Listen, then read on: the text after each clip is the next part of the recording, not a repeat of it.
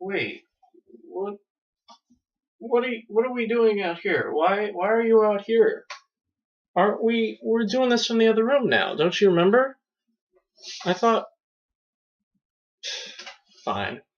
I guess we started the season here in this room, and we can end out here. How about that? Anyway, welcome. My name's Nate Jackson, Criterion Collection reviewer guy, person of the cosmos and the ultra world and all that. It's funny, I've been doing this for a year now, and now that I'm done with the first 100, I'm taking a break now, but I thought I'd leave you guys. I wanted to do a little bit of a wrap-up video, just some analysis things I've noticed about the spine numbers and facts and figures and movies and stuff like that. And this won't be too impressive, but we'll try it anyway. Anyway, so let's talk. First of all, one of the things that really got me into the Criterion collection was the fact that every DVD has a spine number. And so I liked the idea of watching them in order, just in case I thought I would like get some kind of mental picture of like movies, and stuff like that. And I'm pretty sure they did that with the laser discs back in the 80s, but I'm pretty sure I think the first laser disc they did was Citizen Kane. But like I said, I'm not too knowledgeable about the laser discs because never had a laser disc player, never tried a laser disc player. So never even seen. I don't think I've ever seen a Criterion collection on Laserdisc. Those are like worth millions probably. But anyway, so let's just talk about. Stick with the DVDs. So they started in 1998, and they started. It's interesting to note that was around the time when DVDs were fairly new. I think they started in like '97. I think was when they started pressing DVDs, and it shows in the Criterion packages because they would give you like explanations as to how to work a DVD, like to skip back to the menu, press the menu button or the fast forward button. It's as if you didn't know how to run a DVD player, which a lot of people didn't. So they gave you like Criterion was like cool enough to print like instructions on how to work a DVD. On how to find how this DVD works. It's interesting to know. That being said, the first entry is Jean Renoir's Grand Illusion, which is interesting. It's not a bad movie. I liked it. I mean, it's been a year since I've seen it. I remember it's about the guy who gets kidnapped by the Germans and is treated really nicely. He's like, oh, you better not escape. He tries to escape. And it's just weird. Like, this is the first one they chose. This is number one. This is what kicked off everything. And it kind of pales in comparison to number two, Akira Kurosawa's Seven Samurai. It's like, first of all, Kurosawa, what a wonderful director. Seven Samurai, one of the biggest movies, to come out of Japan, and one of the longest movies to come out of Japan. And yeah, it seems like when I look on the Criterion website, all the people who have accounts, a lot of them have, you can see you can choose, like your favorite movie, your favorite Criterion edition, and it will come up as like your profile pic. And a lot of people have Toshiro Mifune, a shot of him doing the rant to the other samurai from Seven Samurai. That's the profile shot.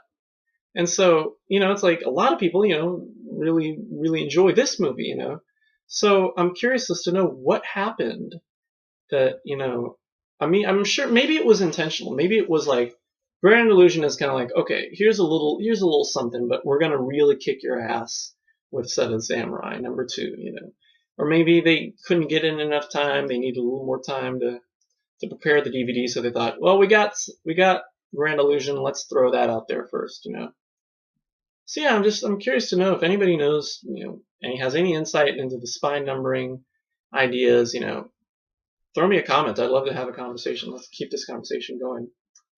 Other things that I noticed is number three, The lady vanishes. Okay, how do we get from this really awesome samurai movie to quaint little old lady vanishes? Our first English movie too. I don't get it, you know. And then number 4, Amarcord, Fellini. Okay, Fellini, yeah, very popular director. But Amarcord, you know, what led them to choose that one? And then 400 Blows, and then Beauty and the Beast, you know. It's interesting, and I'd love to know, like, I mean, and there's definitely, I don't think there's no correlation between the spine numbers and the movies themselves. In fact, they missed out on a really awesome, you know, spine number movie correlation with This Is Spinal Tap, which is number 12. Number 11 being The Seventh Seal. Now, if they'd have made This Is Spinal Tap number 11, that would have been awesome. Just friggin' awesome. Don't you agree? As far as that goes, yeah, the only other one that I can really correlate to is Beastie Boys video anthology, which is number 100. It seems like that was a celebration one, you know, because first of all, it's the Beastie Boys, you know, the Beastie Boys are a group that really doesn't have anything to do with Criterion Collection, you know, don't scream Criterion Collection. Their music doesn't. Their videos might, you know, but they're music videos though. They're not movies, you know. They're little movies, you know. And it's just weird that, you know, that they would put that in. But at the same time, it seems like, you know, yeah, it's a celebration. You know, they made it to number 100, so let's put out something really cool. Let's put out something really different. Beastie Boys video anthology, number 100. And so yeah, that's the only one that I can think of, like, where the number and the movie itself like correlate. You know, number 100 celebration. We made it number 100. Let's put out something different. And yeah, I mean, not even number 50. And The Ship Sails On. That's not really a celebration. Not at all. Anyway, yeah. So that's all I can basically say about the spine numbers. It's just interesting to note, like, and yeah, like I said, there's like, we go from one to the other, and there's no real difference. I think one thing that I've been meaning to talk about with the spine numbers that kind of pisses me off is Criterion's choice to decisions to put certain movies together by the same director, which is fine. It's cool, you know what I mean? Like, they did it with Sam Fuller. They did it with Powell and Pressburger. They did it with Clouseau. They've done it a couple times with Kurosawa. Actually, yeah, they only did it once with Kurosawa. They did it with John Woo. You know, it's fair enough, with The Killer and Hard Boiled, you know. And, you know, like I said, with Kurosawa, with Yojimbo and Sandro. Powell and Pressburger with Black Narcissus and I Know Where I'm Going. But like Black Narcissus and I Know Where I'm Going, one comes before the other. And this is just what threw me off. They did this with Sam Fuller. Naked Kiss comes before Shock Corridor in the spine numbering. Clouseau, Diabolique comes before, Wages of Fear. Tokyo Drifter, if you remember, ended up watching Tokyo Drifter before Branded to Kill, though Branded to Kill came before Tokyo Drifter, and Black Narcissus came before I Know Where I'm Going. Now, the only instances that I can think of when they actually put them in order are with Yojimbo and Sanjuro, which makes sense because Yojimbo is a is a prequel to Sanjuro. Sanjuro is the sequel. It's fair enough, it's fair enough to make those assumptions. And then, the only other one where this can kind of make sense is, of course, Bank Dick and W.C. Fields. This one came before any of the films in this one. But, actually, now that I think of it, that doesn't make any sense any other way. The only other one that I think of where they actually put one movie in front of the other is Nights of Cabiria and The Ship Sails On. They're both Fellini movies. and one comes before the other, actually, in spine numbers and in year. So, yeah, I just don't understand. And it's not like, and it's only, I think, I mean, for the most part, yeah, okay, the better movie actually comes first, with, I can say that with, Naked Kisses, I like more better than Shock Corridor. Diabolique was way better than The Wages of Fear. The only one where they dropped the ball, I think, was, Cabiria. Knights of Cabiria was way better than The Ship Sails On.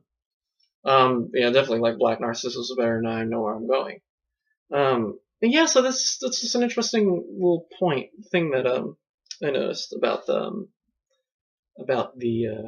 spine numbering and their choices for putting them out.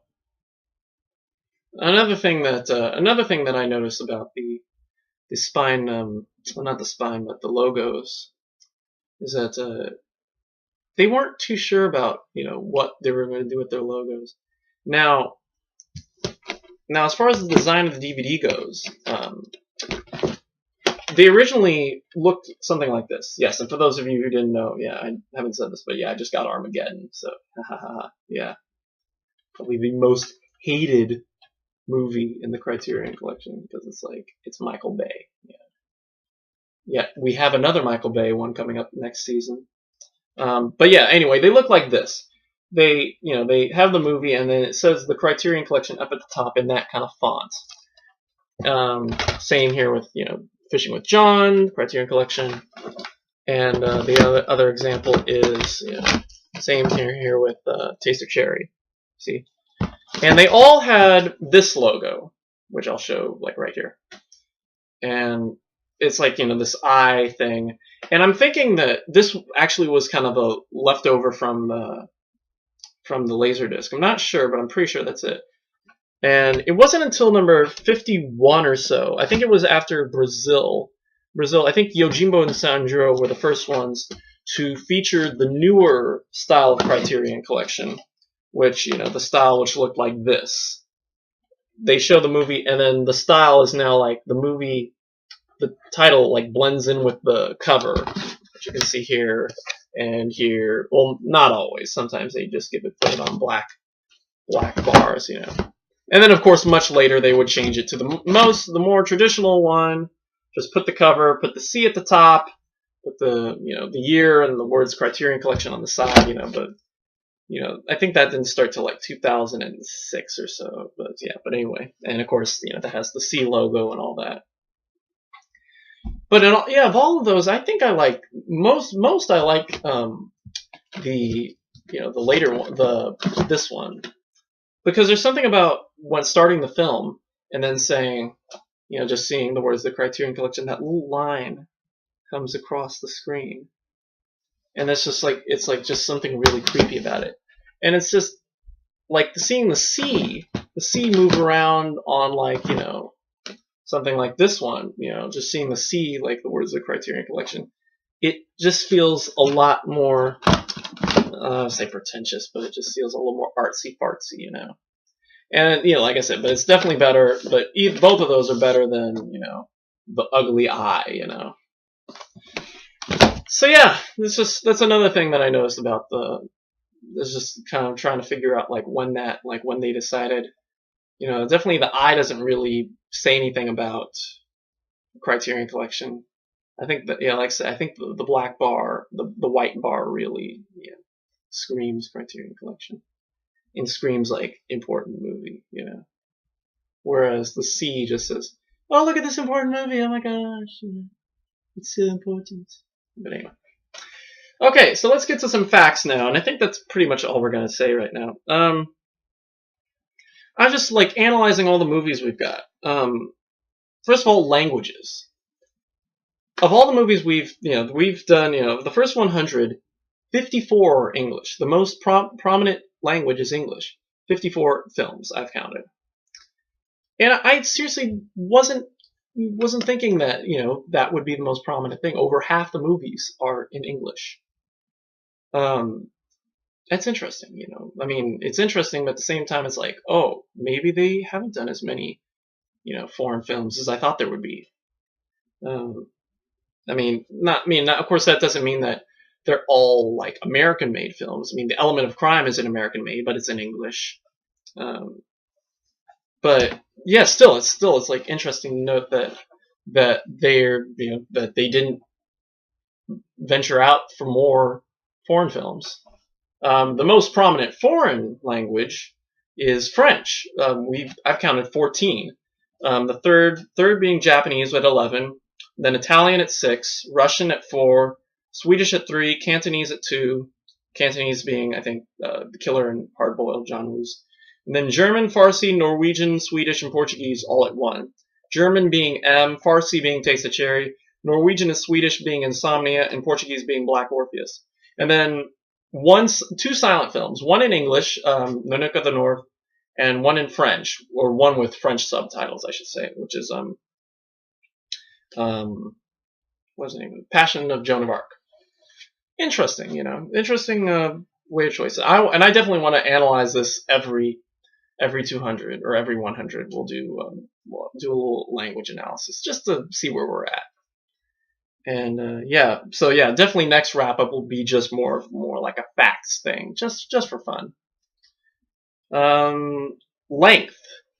The longest movie I counted is Seven Samurai, which makes sense. 207 minutes. Yeah. Second longest, Andrei Rublev, 206 minutes. Of course, that's probably a little give and take in there somewhere. And then the third longest, and I think I got this right, Unbearable Lightness of Being at 172 minutes. That's crazy. Now, yeah, I mean, Seven Samurai, yeah, that's awesome that the longest movie is one of the greatest, I mean, Andrei Rublev, oh god, I couldn't sit through that one, but anyway. But let's look at the other side. Shortest movie I counted is Blood of a Poet, 50 minutes. Shortest movie, Blood of a Poet. Second shortest, Most Dangerous Game at 63. And Bank Dick, W.C. Fields, 72 minutes.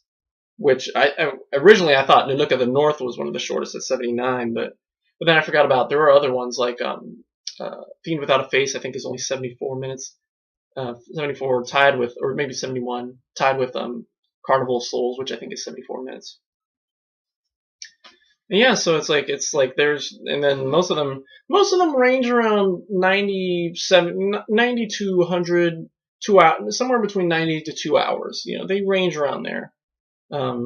There's a couple in like 2.5 hour mark, but usually no further. Any longer than that are anomalies, So yeah, that's that's our length situation.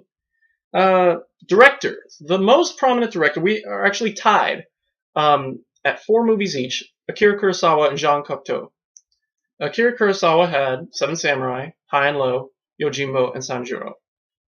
Cocteau had Beauty and the Beast, Blood of a Poet, Orpheus, and Testament of Orpheus. I'm not counting the Orphic trilogy, even though it's got a spine number. I'm not counting it, obviously. And I'm just curious, why aren't there more Fellini? Because I only counted 3 Fellini movies: Amarcord, Knights of Cabiria, and The Ship Sails On. That's actually no. I'm lying. There's 4 Fellini movies. Variety Lights. So they're tied. And I guess that kind of says, I mean, I wouldn't say Cocteau's a great director, but Fellini and Kurosawa, I can see why people love them, But that's just, I guess that's what they chose, Like I said, a lot of this is availability, which actually brings up another point I'd like to bring up. Their choices. I mean, but let's come back to that. Nanook of the North is the earliest movie we've had so far, 1922. The second being Passion of Joan of Arc, 1928, Blood of a Poet, 1930. Latest being both released in 1998. Our latest, the most recent film that we've seen are Armageddon and Rushmore, both in 1998. 1997 being Chasing Amy. And so yeah, that's another interesting choice. I mean, Armageddon is, of course, one of the most interesting choices they've made. But, I can see why they made it. I mean, it's Michael Bay, I guess back then it was special effects, maybe he wasn't as overtly, interested in remaking things for himself. I mean, Armageddon isn't really too big of like a remake of anything, you know. I mean, it was just mostly just for him to showcase off, you know, his directorial special effects and all that, you know. Maybe I think The Rock has got to be the same way. I've never seen The Rock, but of course I will see The Rock soon.